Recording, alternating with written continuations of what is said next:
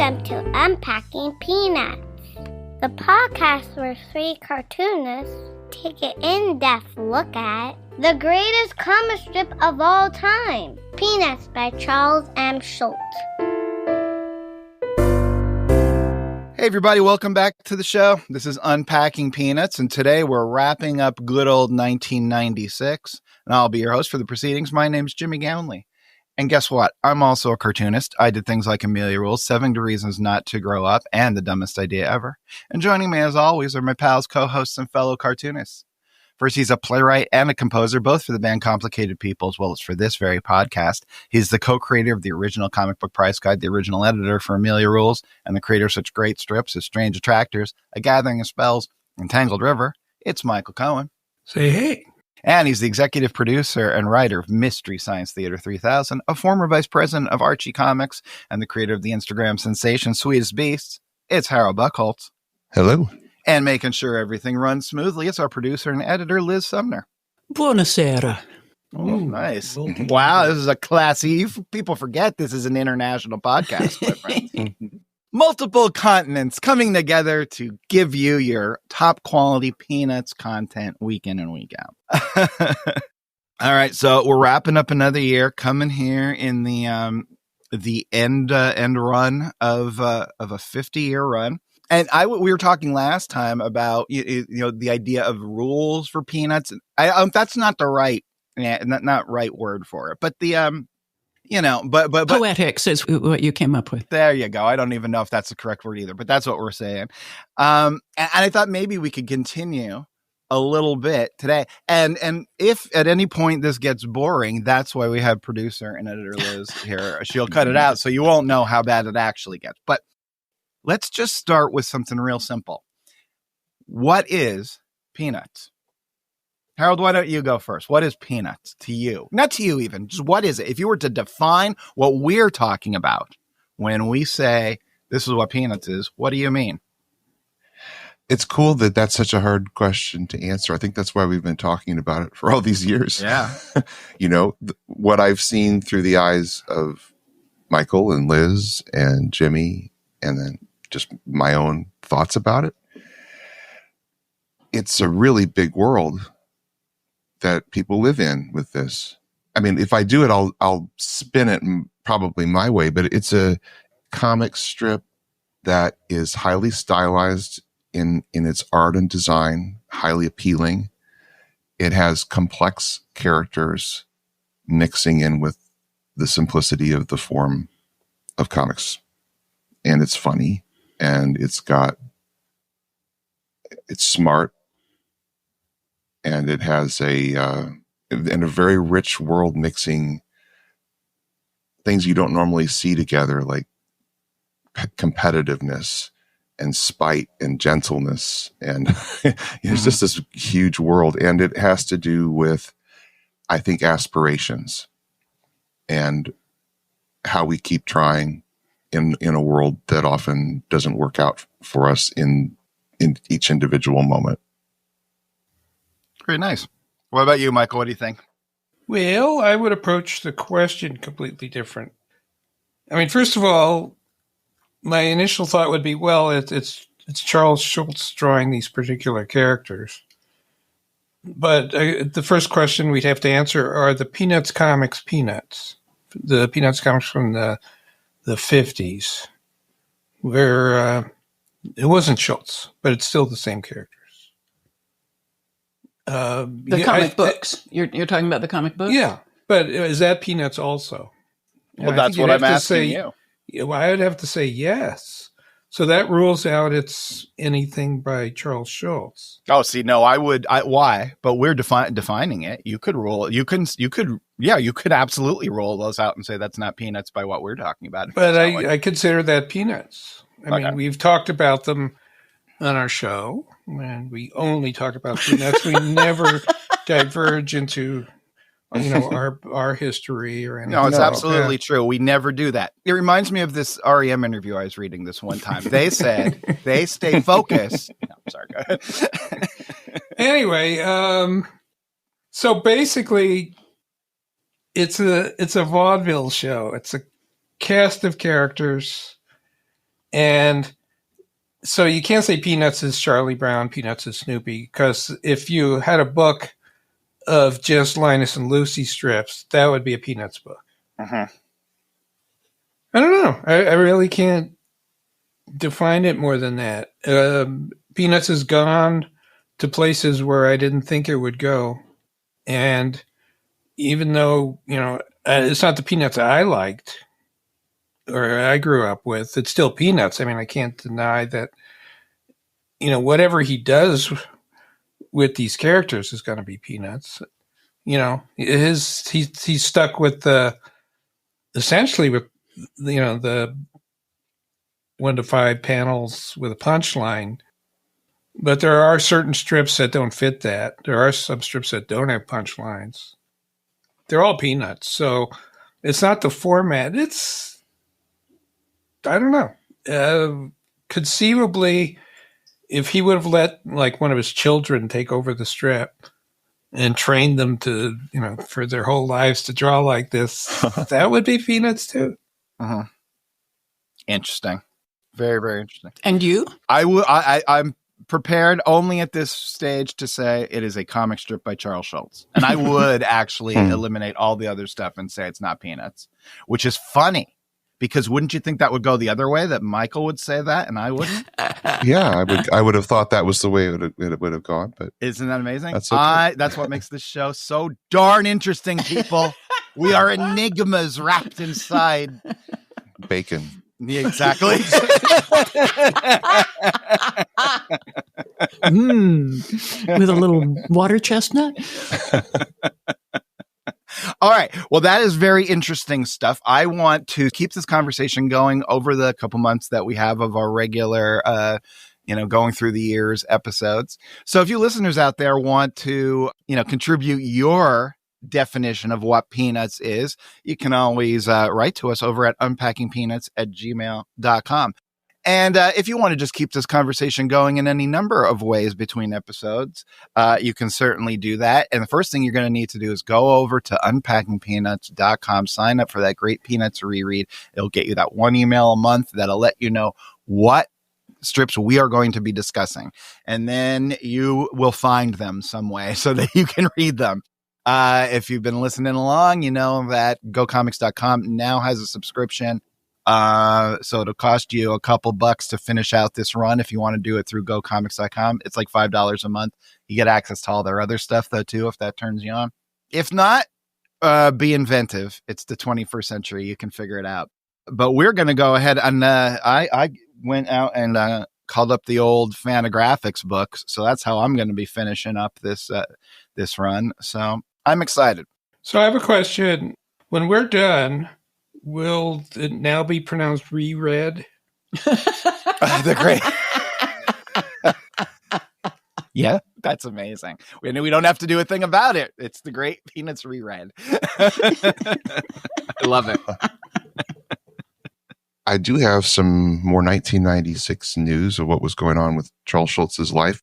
So there was a push by Joe Garagiola to get rid of tobacco, particularly like chewing tobacco in sports. Okay. And so he was going around to places where there was influence where people could make anti-tobacco ads, hoping kids would not take it up, which was a thing in the 90s. And he went to the Association of American Editorial Cartoonists in Phoenix in 1996, and he made the pitch to them, trying to get them to maybe make an editorial cartoon that had to do with chewing tobacco. And at that meeting, he mentioned that Charles Schulz had already done what he called a soon-to-run comic. It was the July 7th strip where they're out on the mound and they have a conversation. It's a Sunday. Yeah, when I saw that, I was kind of, I don't know. I didn't think that it was a product placement kind of PSA kind of thing, but that's what it was. Amazing. So the final piece of the gag is Snoopy is chewing gum and is blowing a bubble going back off the pitcher's mound. But yeah, so Schulz often said he didn't like it when he felt pressure from people to put stuff in the strips, but this was one that he came up with something that he was happy to do. So, and I'm sure he was quite excited to hear from Joe Garagiola. Yeah, that's super cool. My dad was a lifelong tobacco chewer. Ooh. Insane. And then there was Schenectady, New York, which is, not the hugest town. It had 2,300 reader responses. And Peanuts is number 3. So Sally Forth and Crankshaft were the overall winners by reader count. But then they broke it out by demographics, which is really interesting. Peanuts was listed not as favorite, but most frequently read. Baby Blues was a female favorite. Dilbert was male favorite. Foxtrot was a kid and teen favorite. Rose's Rose was a young adults 18 to 24. Dilbert was, again, adults 25 to 54. Surprise, surprise, Crankshaft, for those of you who know this strip, was 55 to 64. And Sally Forth was 64 and over. Now, that tells you something about readership in newspapers if the top 2 most favorite strips were those who were 55 and up. So newspapers are already aging quite a bit, or at least the ones who have to take the time to fill out a poll.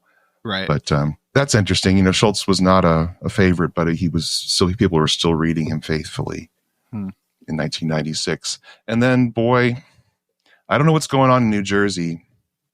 Well, you could say that about any time. I had moved by then. But this says something. Peanuts is number 2 in the Atlantic City, New Jersey press, with, again, almost 5,000 reader responses, followed by High and Lois, Family Circus, and Hagar the Horrible. Guess what number 1 is? In Atlantic City, Frank and Ernest. Nope. The Lockhorns. Oh, God. The chewing tobacco of comic strips. Oh, boy. And then here's another one. There's a campaign for president going on 1996. And they were going. Bill Clinton. Yeah.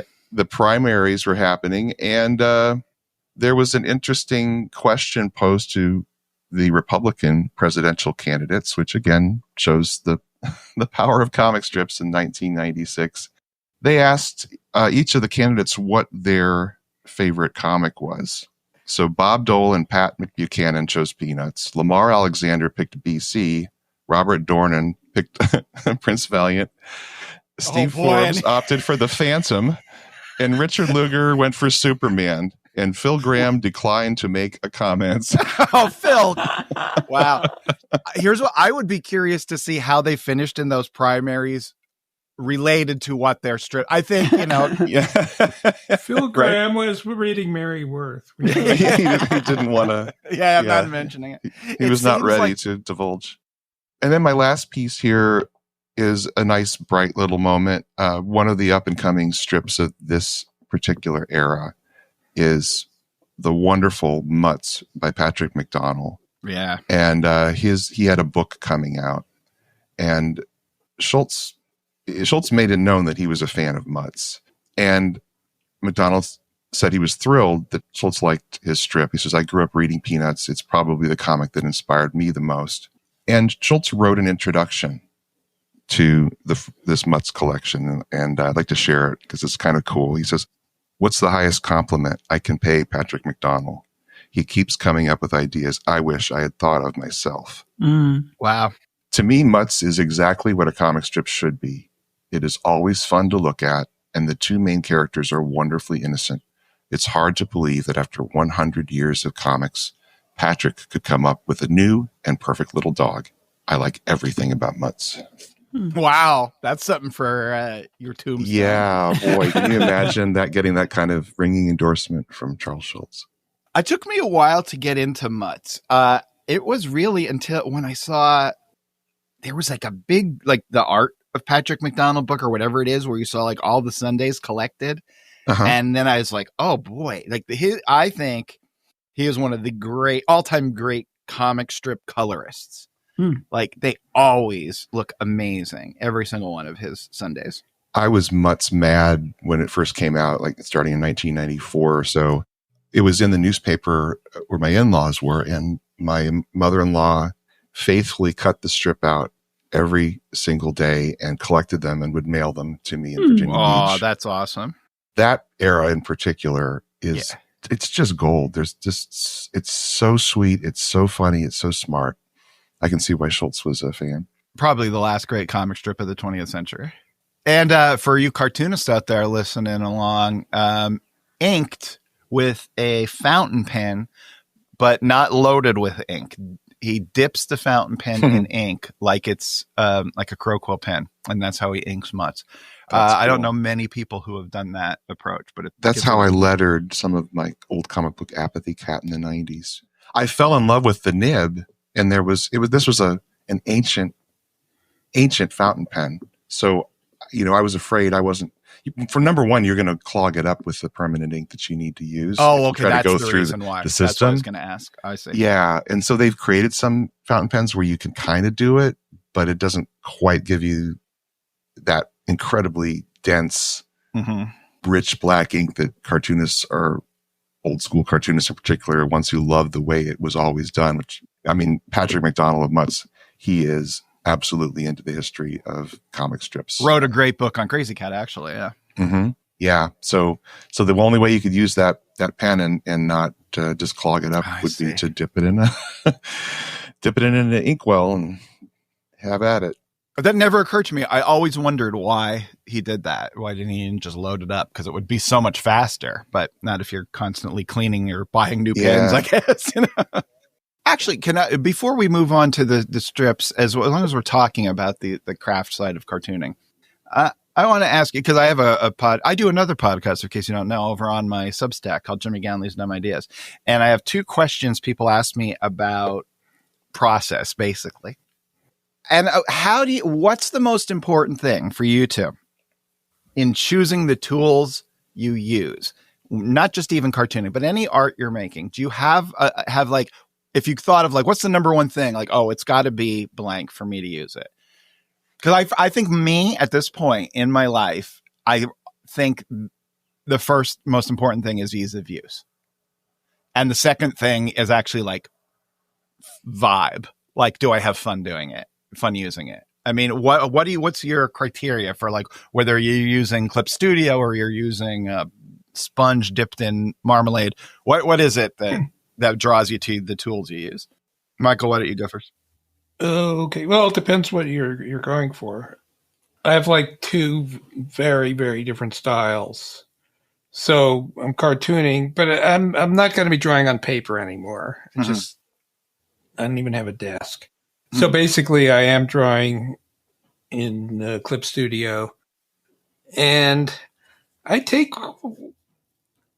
haven't really even experimented that much. I mean, there's probably a lot of control you can have over, the pressure and the types of tools you can use to draw these lines. Yeah, I'm pretty much just grabbing what seems most natural and sticking with it. I find in the other thing, something I hadn't done in a long time and I've gotten back to, is doing these fantasy portraits and sort of photorealistic fantasy portraits using colored pencil. And I found that it's actually the surface you're working on is critical. Because I tried doing one. I always did it on this Copley gray mat board, just because I had an art teacher who told us to do it. So it's kind of a gray mat board. It's got a little bite to it. So I did a whole bunch of them, and then 20 years go by, and I tried to do it again. I didn't have the mat board, and I tried doing it on a white board, and using the exact same techniques. It looked just awful. Really? Yeah. And I finally got a German friend who came down with he knew some art dealers in Germany, and he brought me the Copley Gray, and I was able to capture, the feel of the old stuff. That's exactly kind of what I'm looking for, what I'm interested in. Like that, like there's some mojo about it, whether it gives it like an underpainting or whether it's the tooth quality, whatever of the paper, that's got to be part of it. That's so interesting. So I don't know. I mean, if you guys paid attention to smooth or or rough texture on the paper you use? Yeah, I have to Sure. use smooth. Yeah. Really? Yeah. Yeah. Yeah. Because I used the rougher texture for brush because you're loading a lot of ink in there and it's got to lie in there and kind of nestle in and dry. Yeah. So you do use the rough sometimes. I did when I was focusing on brush. Yeah. It just worked so much better. Otherwise, I just have pools of ink sitting on top of the paper and I'm such a klutz, I'm going to be spreading that all over with my palms and my hands. Yeah. But of course, everyone thinks the secret is having the right tools. That's another thing I want to talk about in that podcast. Yeah. Absolutely. Yeah. And you know what? I mean, you go up to one of your heroes in a con and you go, what kind of brush do you use? And, you assume as soon as you get that brush, you will be able to draw like them. It's Yeah. You're looking. I mean, for me, the three factors, and they all have to interrelate with one another in some sort of optimal balance. Is beauty. Can I make it look really nice? What does that tool let me do that? And the second one is control, which is, again, I could have a tool that I know creates a beautiful line, but if I can't control it, it's worthless. And then ease of use. So those three, when I was doing Applicat, I was hopping from one, just within like 4 issues, from one tool to another because I wasn't satisfied. I was trying to go faster. So the ease of use was definitely a piece of it. Second issue, I used a brush after having tried to make it look like a brush by drawing with just a fountain Pentel, which was like a off the rack, Walmart kind of pen that was popular for a while. And then I have to fill in between the two lines where I was trying to make the look of the thick and the thin. It took me 10 hours a page. I was like, I like the look of it. I like the control of it. But man, it takes forever. And it was just too much. And so I went in for the brush and that was a revelation. I was afraid of the brush because of the control issue. And then I started to learn some of the secrets of how that worked. And it looked so nice. But I did abandon it and then went into it was like a permanent magic marker thing where I could get thicks and thins with one stroke. Oh, well, and then the other thing, the fourth issue is toxicity. That was the nastiest marker. It was a new marker. It's, it says it conforms to these standards of being non-toxic, but then I'm like, well, so why is whatever I'm sucking in this sweet smelling, nasty, permanent marker thing, it's sitting in my lungs. And 3 days later, I still can smell it in my breath. I'm like, I've got it like 40 years later. If I get one whiff of that old marker smell, I start coughing. Wow. Yeah, those Sharpies. I mean, I don't understand why people can work with Sharpies all the time. Liz is going to open one. Oh, I love Sharpies. No, get it away from me. I love Sharpies. A real artist, it doesn't matter. I mean, Jaime Hernandez, you give him a toothbrush and some Jell-O. Yes. Yep. Yeah. He could do something beautiful with it. The thing is, I was thinking of you, Michael, and this is not just blown smoke. I have 8 guitars. You have 1 guitar, right? Who do you want to hear play guitar? You or me? You. There's no question, right? But I've been an intermediate guitar player for 43 years. I still think, maybe if I had a Telecaster, that would be. It's not the Telecaster. Solve all my problems. Better. Yeah. Yeah. All right. Well, thank you for indulging me on those couple questions because I wanted to talk to my pals about it because I'm very interested in cartooning. I'm not sure if you guys have ever picked up on that. All right. We are in 1996. We're at the end.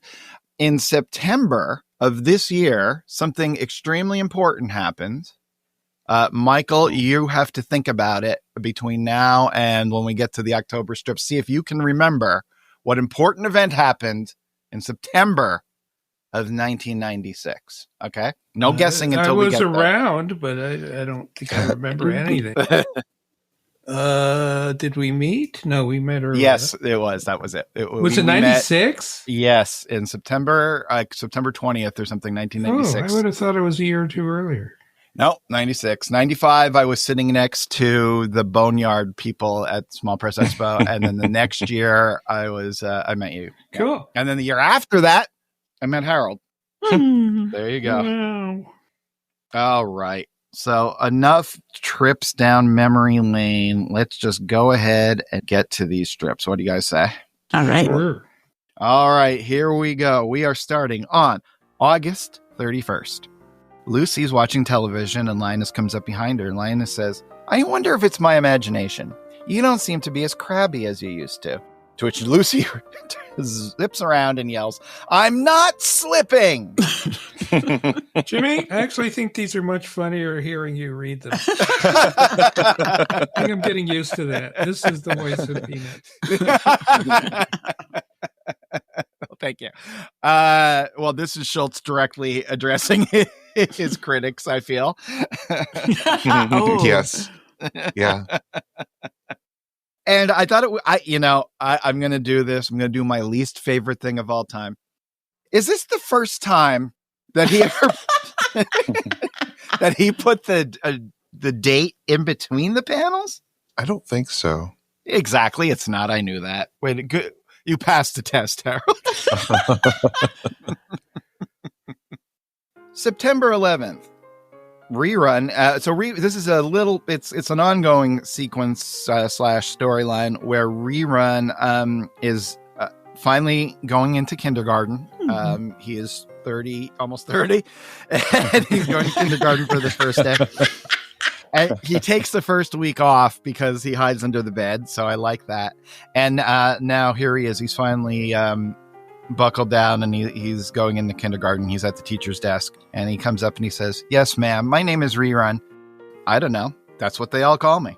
Yes, I know I should have been here last week. Well, I'm here now. And then he sits down next to a little girl with pigtails who is going to be very important in Rerun's life and says, I hope we don't have to read War and Peace the first day. No, that's Peppermint Patty's class. Yes, exactly. You're in the right side of town. You got easier things going over here. I find it really odd that he doesn't name her because she's clearly a main character at this point.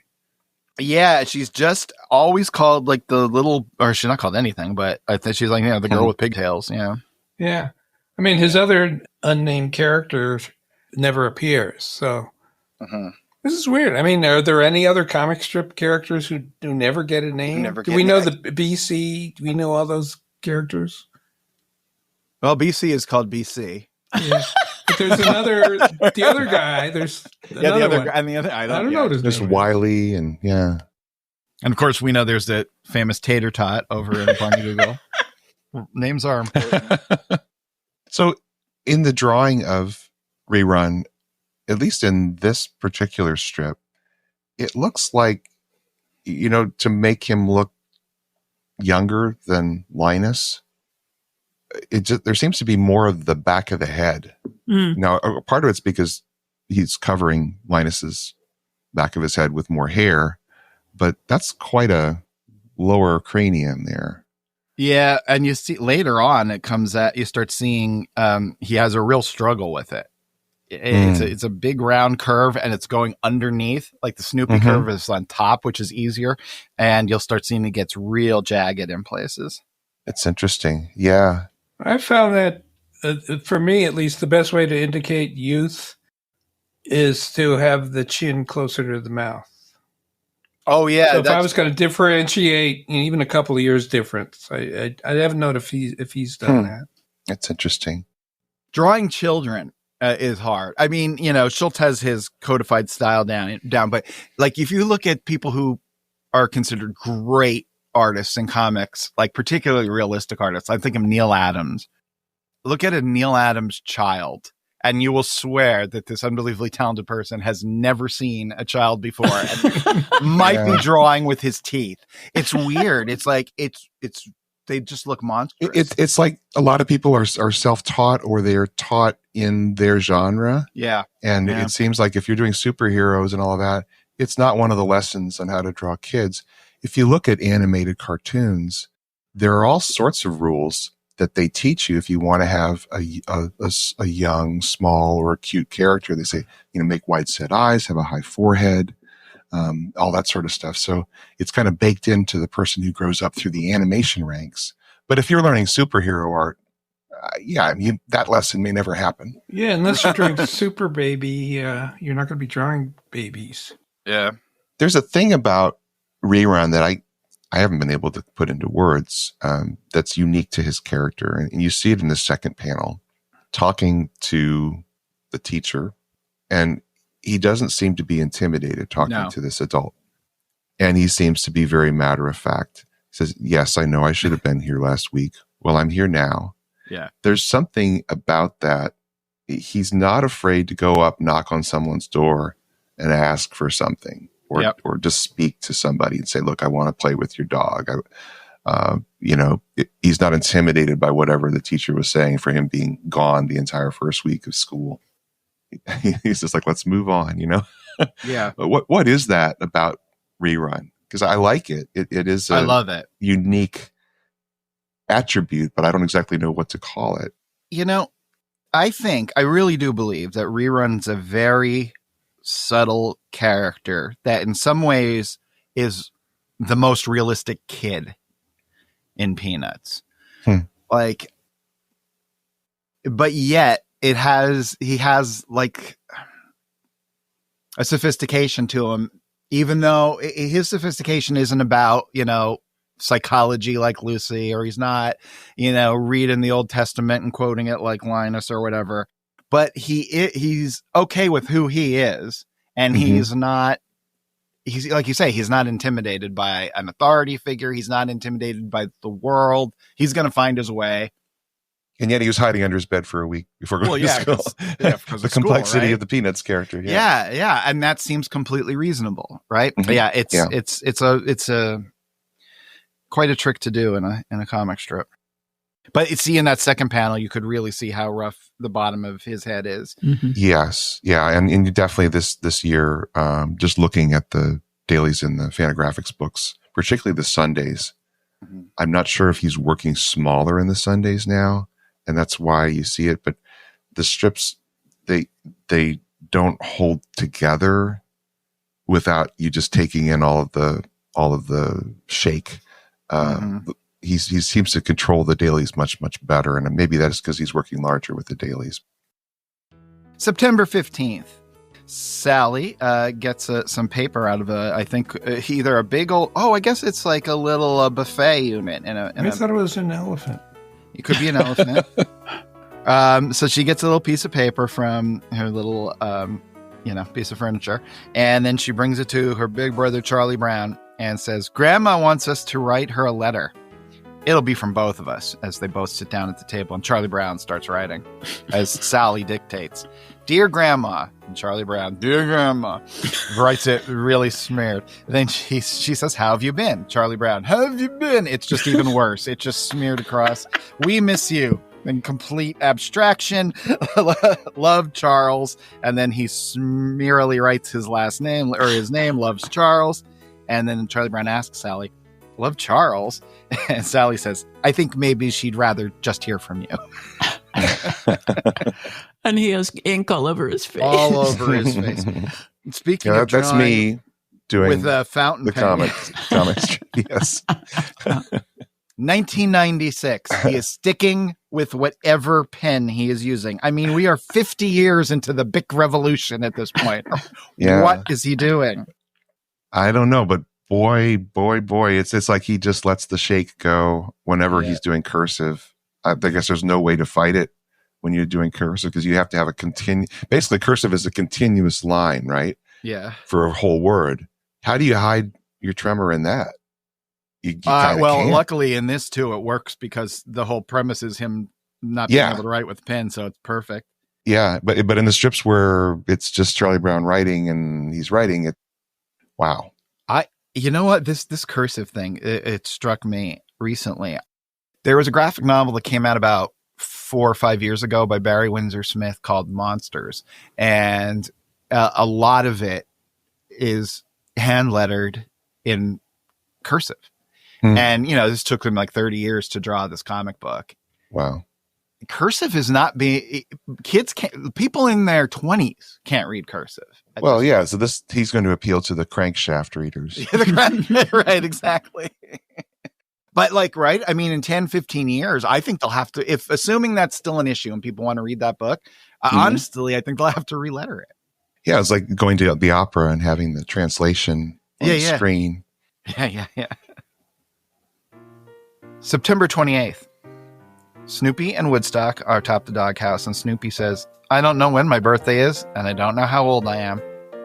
And now he's kind of upset as he says to Woodstock, and the Daisy Hill Puppy Farm isn't there anymore. Everything's gone.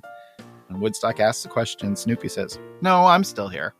It's another Charles Schultz comment strip about himself, it seems like. Yep. You know, that's what you're thinking about, right? At this point in your life, you know, things are starting to fall away that you grew up with, that were your contemporaries or a little older than you. It's a sobering thing that nobody escapes. Yeah. The Daisy Hill Puppy Farm being gone, I mean, that goes back, at this point, almost 30 years in the strip. It's a 3-story parking garage was the joke or whatever. Yeah. Yeah. Well, and I have to put my vote in for strangest Snoopy tale ever. Panel 3. Oh, boy. It's pretty funny. It looks like it was made of silly putty or something. Yeah, it really does. Yeah, that's wow. I mean, yeah, it really looks like so. That's exactly what it looks like. It looks like it got stepped on and flattened. It's going to pick up all that zipatone. Yeah.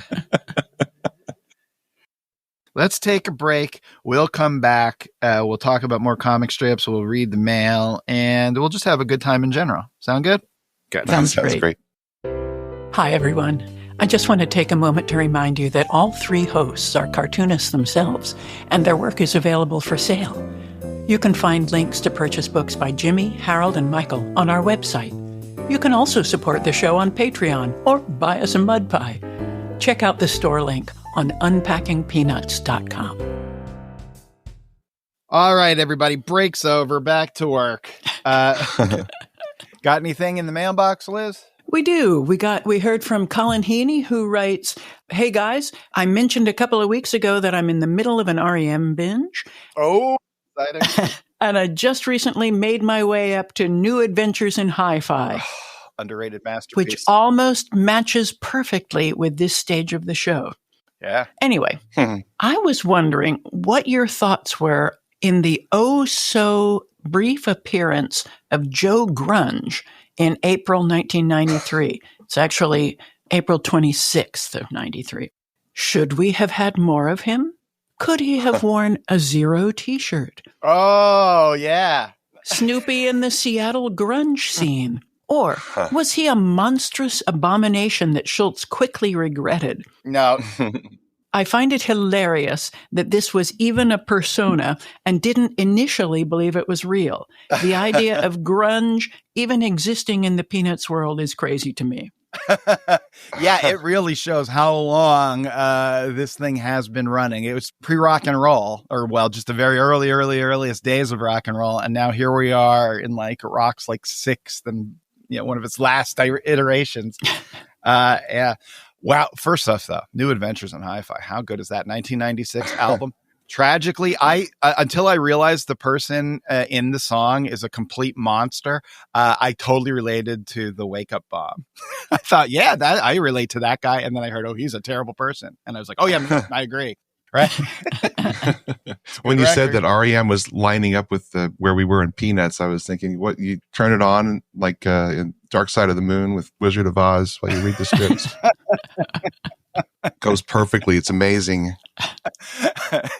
Yeah.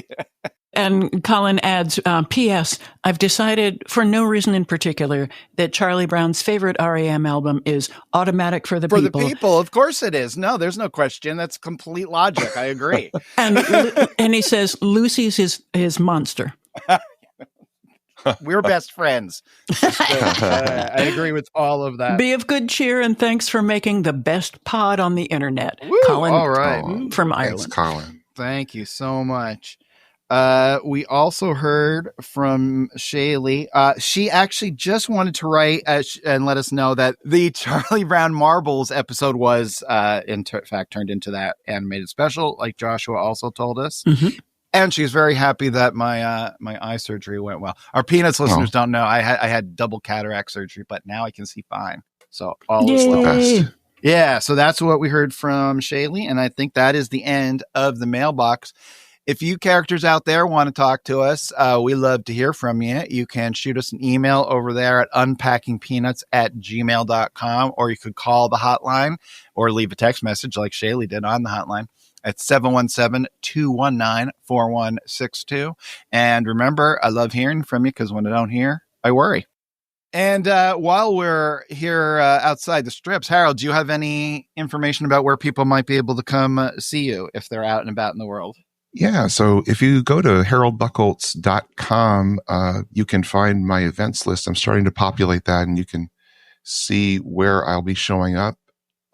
My 8th through 10th of May will be for all of you who happen to be homeschoolers in Pigeon Forge, Tennessee. At the Teach Them Diligently conference. I will be set up there. Pigeon Forge, Dollywood, you know. Oh, okay. It looks like I will be also on Park Avenue at the Artist Stroll on the 17th of May, which will be a lot of fun. It's just artists, and there's hundreds of us. And then let's see what's happening. Oh, and the Brooklyn has the fabulous 5th Street Fair on the 18th, which is a Sunday. And then if anyone's going to be at the Licensing Expo in Las Vegas, I'm going to be just walking the floor the 20th to the 22nd. But you can reach me through my website if you want to meet up there. And then I will be at the Queen's Night Market on the 31st, which is where they have a wonderful food from all over the world, $6 or less, I think. That runs from 4 to midnight near the grounds of the Old World's Fair. So that should be a lot of fun. Okay. All right, let's go back to the strips. October 3rd, Charlie Brown's sitting on the pitcher's mound. He looks forlorn, and Schroeder comes up to him in his catcher's gear and says, "Come on, Charlie Brown, the game is starting. You're supposed to be pitching." Charlie Brown's completely dazed, and he says, "I can't pitch knowing that Lucy is in right field. She's out there, just waiting to do something stupid. She drives me crazy." And Schroeder walks back behind the plate, saying, "I'll get you a drink of water." And Charlie Brown says, "I know she's out there. I can't look. She's out there, isn't she?" You're the manager. Yeah, you can solve this, Charlie Brown. So what is that dynamic? Why is Lucy still on their team? There's obviously a bond between these two that goes usually unspoken. But, well, yeah, why is she still on the team? Why does she still show up? And why does he still have her? Well, this is the type of manager I would be. I would be if I picked the kid and that kid, I'd be stuck. That would be just the way it was gonna go. She should just know that he wishes that she were gone, and she should make the decision for herself. Right, exactly. Hey, Charlie Brown, just start acting distant.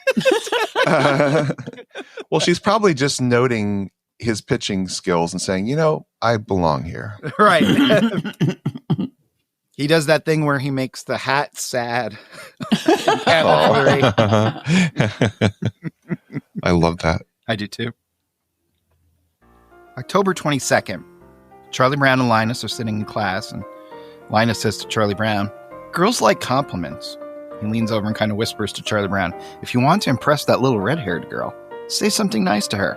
And Charlie Brown yells, "You look really cute today."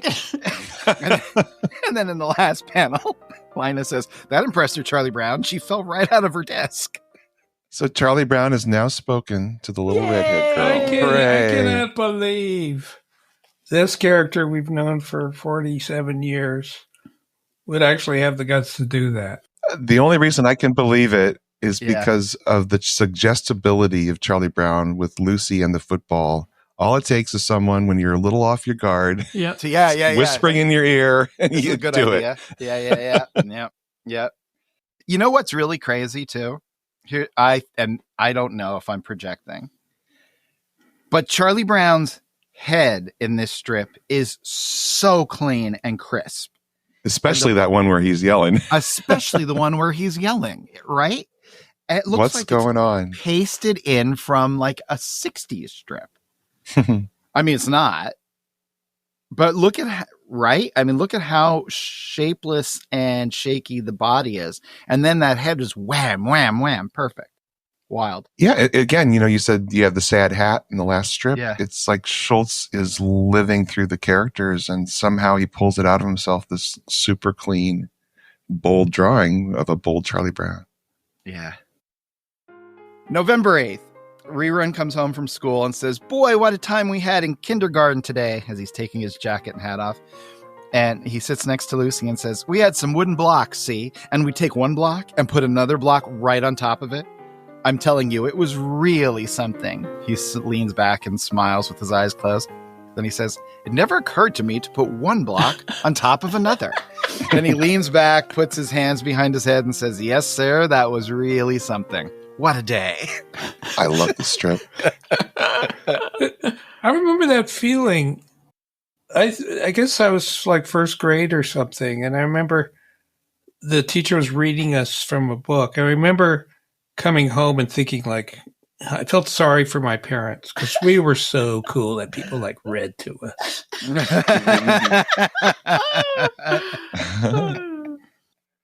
Well, my new favorite drawing of Reruns is in this strip, the very first panel. Oh, it's a good one. Love I think that. Rerun, I think he looks good in all of these. I like Yes, he that does. middle one. It's a really nice looking, well composed strip. And there we're seeing some of those patterned zipatones on the pillows, So if you're still wondering what I'm talking about, we're talking about zipatones. That pattern behind Lucy's head was all on an adhesive sheet of film that was cut out and pasted behind her. And so were the dots behind Rerun. Again, Schultz, we have these characters who are struggling. They want something. They never seem to get it. And then every once in a while, Schultz will throw in a little win, and they just stand out to me so brightly because of the contrast. Love the strip. Yeah. November 9th. Snoopy and Woodstock are atop the doghouse, both of them smiling away quite pleasantly at each other. Snoopy says, "Have a nice trip. Take care of yourself." And Woodstock launches himself into the air, and then he arrives on the other side of the doghouse. And Snoopy says, "That was good. Now you can tell everyone you flew south for the winter." So now we know what direction he's always facing. Let's see, that's North. He's always facing north. When he's riding, he's facing north, right? Yeah. He sleeps facing south. Yeah, the cat's south of him.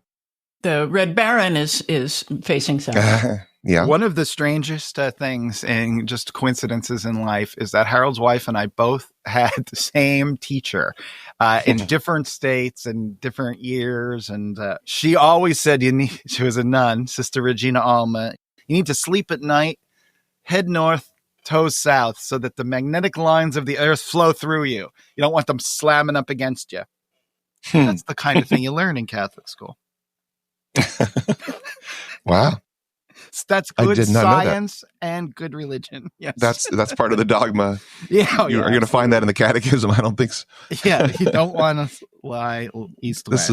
This is the Apocrypha of the Apocrypha. Dogma and catechism. I never got that. That would be a good comic strip. Oh my God. Wait, we need to trademark that immediately. How did no one ever do that? I mean, I think it's a limited audience, but that's amazing. Dogma. Yeah, well, my whole Teach Them Diligently group in Pigeon Forge will be equaling that audience. Isn't that the story, though, being a cartoonist? One day you're on Park Avenue, the next day you're on Pigeon Forge. That's right, yeah. And I'm not sure which is the most prestigious either anymore. Yeah, no, I'm all confused now. That's a tough question.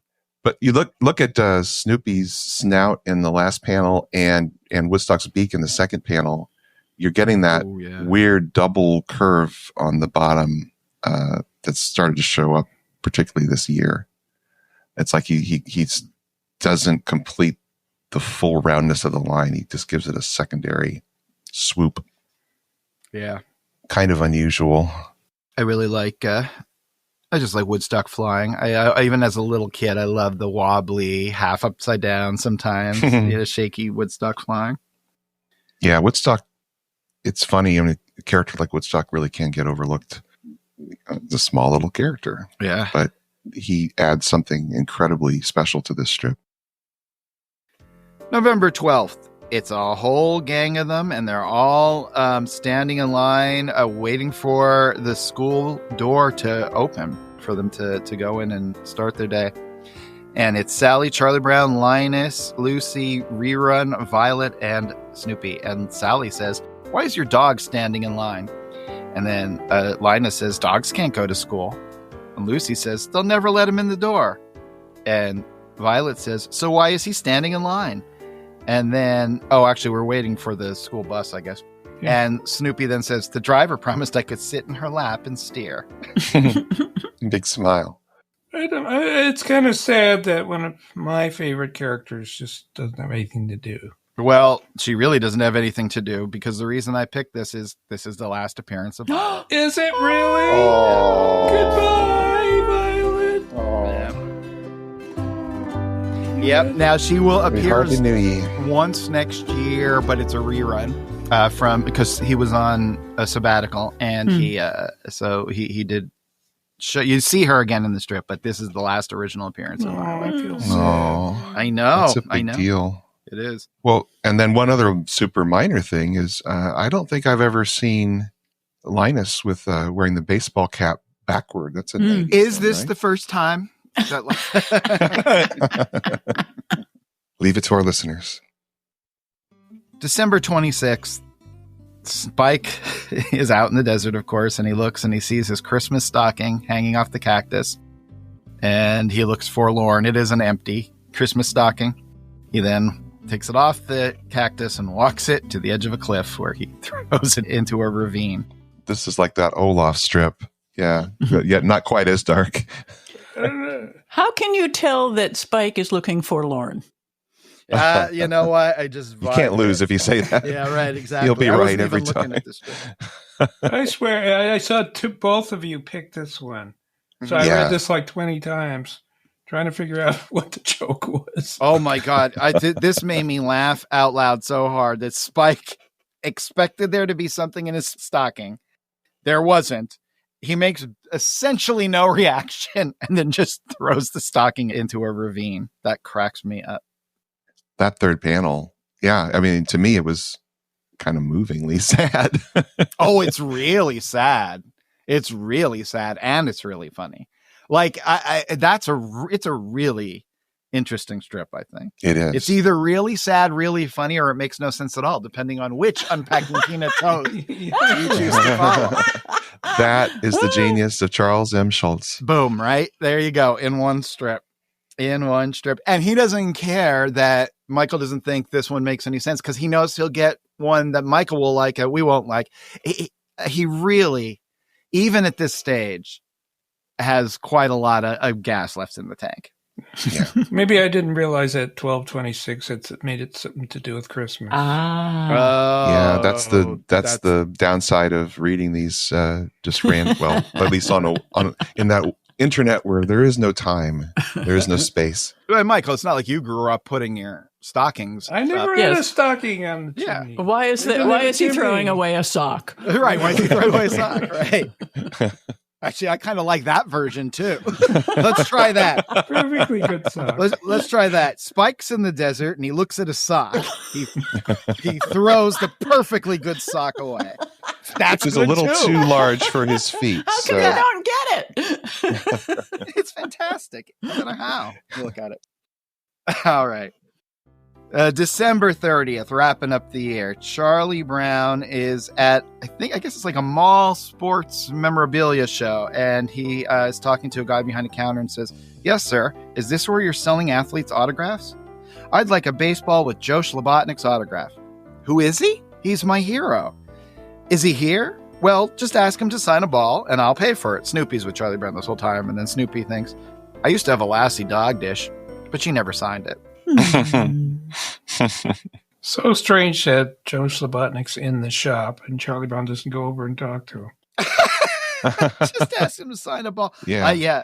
And as a guy who sets up at shows all the time, I will say, Jimmy, that I do believe this is a card show because you never see tablecloths in stores. Oh, yeah. But you always see tablecloths. Yeah. No, this was the year when trading cards sort of took over from comic. Yeah, it was that's true. Big collectible era, right after the black and white comic boom and bust. Yeah. Trading cards of all types were available. And it's funny because you weren't actually trading them. I mean, you didn't even buy them in packs. A lot of times you were able to buy just the whole set, right? Or am I Oh, yeah? Well, if somebody sorted it for you, right? They had to go through it and then pull out the stuff, and there was a way to make money doing it. Yeah, I guess. Wow, that's crazy. Also, it just in the 90s and in the 80s, I actually remember they would have these shows at malls all the time where it would be, sports memorabilia, comic books, whatever, records. Once a month, they would have at Schuylkill Mall, one of these, and there was a comic shop that would come. And I got a lot of my alternatives, like the black and white Boom Herald's talking about. I got a lot of those comics there because there was no comic book store anywhere near me. Yeah, you go to the mall, and unfortunately, there's probably some guy sitting at one of the tables at Orange Julius signing Joe Garagiola and Joe Slobotnik on baseballs, feeding him out. I did a signing at the Schuylkill Mall once, and there was one little ad in the paper that just said Jim Gonley will be there. No W, just Jim Gonley, who was not well attended. No. It had that Pigeon Forge attendance level. Yeah. Well, guys, that brings us to the end of another year. It is always exciting to go through these strips with my pals. And if you want to keep this conversation going, there's a couple different ways you could do it. The first thing you could do, go over to unpackingpeanuts.com, sign up for that great Peanuts reread, get on our mailing list. You can also just email us. We're unpackingpeanuts@gmail.com. Or you can follow us on the good old social media. We're at Unpack Peanuts on Instagram and Threads. And we're at Unpacking Peanuts on Facebook, Blue Sky, and YouTube. And of course, you can call the hotline 717-219-4162. When I don't hear, I worry. That's all. All I need from my pals now is your picks for MVP and your pick for strip of the year. And your anger and happiness index. And the good old anger and happiness and happiness index. All right, you want to do that now? All right, to refresh your memory, we had all-time low happiness in 1995. We had 71 strips out of 365 where characters showed some happiness. And there was more anger, 83. But this, if you go onto obscurities, Liz has been keeping in a beautiful chart that she's been updating with every episode, or every year, I should say. And take a look at the trajectory of anger and happiness in the strip. Even though it's up and down, there is a decided through line. It's over the years, it's down. It's like this strip is getting more and more subdued and stoic as Schultz does the strip. So I'm wondering if you guys think this year was an anomaly. If we had 83 anger strips in 95, do you think we had more or less or the same in 96? I think we had exactly 85. I think they're both down slightly. Well, you're both I would say you're both right. It was 79 down 4 in 1996 for anger. So yeah, this is on the downward trend. But for happiness, right? I said 85. That's nice of you, Harold, but I was clearly wrong. 6 out of 365. I'm giving that to you. 2%. All right, I'll take fine. it. Thank you. That's amazing. Happiness, I said all-time low 71. What do you think's happening in 96?